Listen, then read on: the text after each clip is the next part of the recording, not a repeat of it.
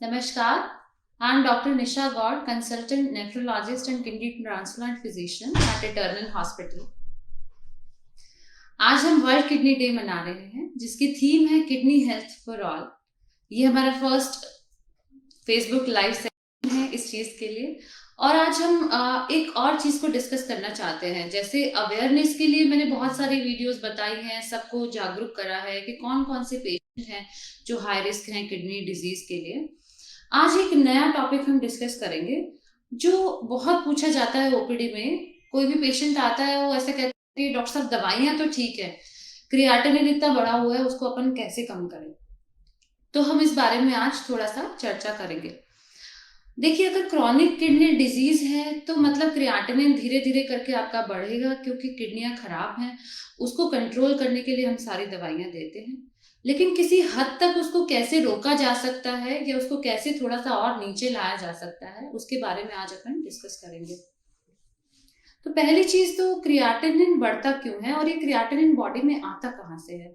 तो जो भी हम खाना खाते हैं वो बॉडी में जाके क्रिएटिन में कन्वर्ट हो जाता है और जो भी अपशिष्ट पदार्थ उससे बनता है, जो मसल के ब्रेकडाउन से बनता है, एटीपी से बनता है, क्रिएटिन फोस्फोकाइनेज से बनता है, वो जो अपशिष्ट पदार्थ है उसको हम क्रिएटिनिन कहते हैं। अब ये बॉडी से निकलता कैसे है? जो भी अपने किडनी के फिल्टर्स होते हैं उसमें से क्रिएटिनिन यूरिन के थ्रू बाहर आ जाता है। तो जब किडनी खराब होने लगती है तो ये जो यूरिन के थ्रू बाहर निकल रहा है ये निकलना अपना बंद हो जाता है और इसी वजह से क्रिएटिनिन बढ़ना स्टार्ट हो जाता है।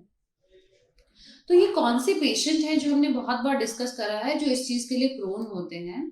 तो मुख्य 3 जो कारण है वो है डायबिटीज, हाइपरटेंशन, हार्ट डिजीज, जिसको हम मेटाबॉलिक सिंड्रोम कहते हैं। ये सब मुख्य कारण हैं। अभी यंग पेशेंट में अपन देखें तो जन्मजात कोई गुर्दे की बीमारी है या मूत्राशय की थैली खराब है, वो एक कारण है। पेन किलर्स लेना, हैवी मेटल्स का इंटेक करना, ठीक है, ये सारे जो रीजंस हैं, ग्लोमेरुलोनेफ्राइटिस का होना यंग पेशेंट में, ये मेन रीजंस हैं जिसकी वजह से किडनी खराब होती है।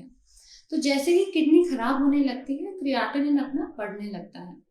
तब उसको कैसे कंट्रोल करा जा सकता है? तो 2-3 चीजें हैं जिनका हम दवाइयों के साथ में एक्स्ट्रा ध्यान रख सकते हैं जिसकी वजह से हम क्रिएटिनिन को कंट्रोल कर सकते हैं थोड़ा सा। पहली चीज उसमें ये है कि डायबिटीज के जो भी पेशेंट हैं वो अपना ब्लड शुगर कंट्रोल करें। जो भी उनको देख रहे हैं, एंडोक्राइनोलॉजिस्ट से आप कंसल्ट कर रहे हैं तो आप अपना HbA1c 7 के आसपास रखें। अगर 7 पे अगर आपको हाइपोग्लाइसीमिया हो रहा है, शुगर कम हो रही है, तो इतना स्ट्रिक्ट होने की जरूरत नहीं है। लेकिन जो डायबिटीज है वो आपका वेल कंट्रोल्ड रखें। तो पहली चीज तो ये है।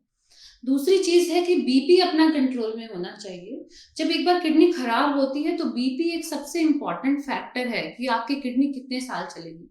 अगर आपने बीपी अनकंट्रोल्ड रखा, बीपी आपका 160, 170, 180 चल रहा है और आप सोच रहे हैं कि हाँ ठीक है चल रहा है, तो आपकी जो क्रिएटिनिन है वो हो सकता है एक ही साल में 1 से 6 पे चले जाए और 8-9 चले जाए, डायलिसिस की जरूरत पड़ जाए।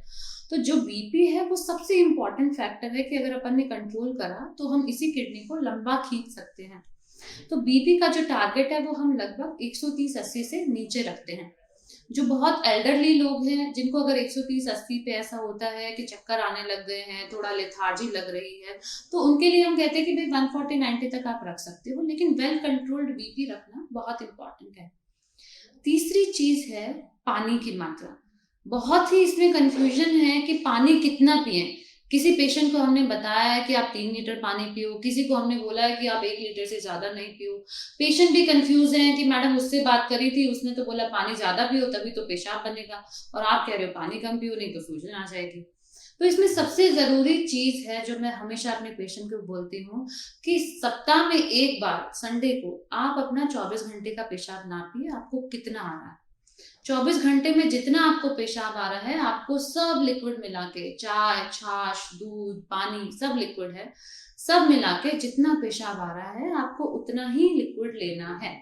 लिक्विड मतलब पानी अकेला नहीं, सब चीजें लिक्विड है, ठीक है। सब चीजें मिला के आपको जितना यूरिन आ रहा है आपको उतना ही पानी पीना है।